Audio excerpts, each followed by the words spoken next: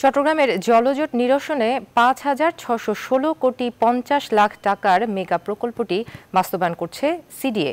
এই প্রকল্প বাস্তবায়নে সিডিএকে সহযোগিতা করছে সেনাবাহিনী। স্থানীয়দের অভিযোগ, এই মেগা প্রকল্পের কাজ চলছে অনেকটা ধীর গতিতে, এমনকি এখনও শুরু হয়নি খাল খননের কাজও। এই পরিস্থিতিতে এবার বর্ষা মৌসুমে আবারও জলাবদ্ধতায় চরম দুর্ভোগের আশঙ্কায় তারা।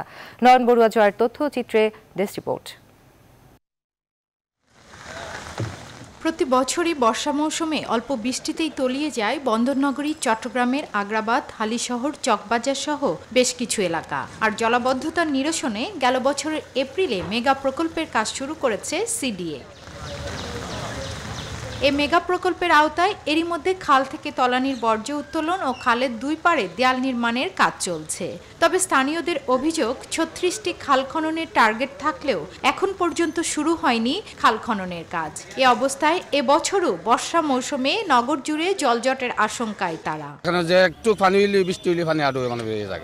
এই কাজের গতিতে আগামী মৌসুমে, সামনের মৌসুমে আমাদের গলা পানি তো দূরে কথা, ঘরের চালের মধ্যে উঠবে মনে হয় সম্ভবত পানিটা। সিটি মেয়র বলছেন, এসব প্রকল্পের পাশাপাশি নগরীতে সুপরিকল্পিত ড্রেনেজ ব্যবস্থা নিশ্চিত করা হলেই স্থায়ীভাবে জলজট সংকট নিরসন হবে। শহরের পরিকল্পিত ড্রেনেজ ব্যবস্থা যদি আমরা নিশ্চিত করতে না পারি, কারণ মানুষের বাসাবাড়ি থেকে সামনে যে ড্রেনে আসবে পানিগুলো। জলাবদ্ধতা নিরসনে নতুন খাল খনন ও মাস্টার প্ল্যান বাস্তবায়নের তাগিদ দিলেন নগর পরিকল্পনাবিদরা।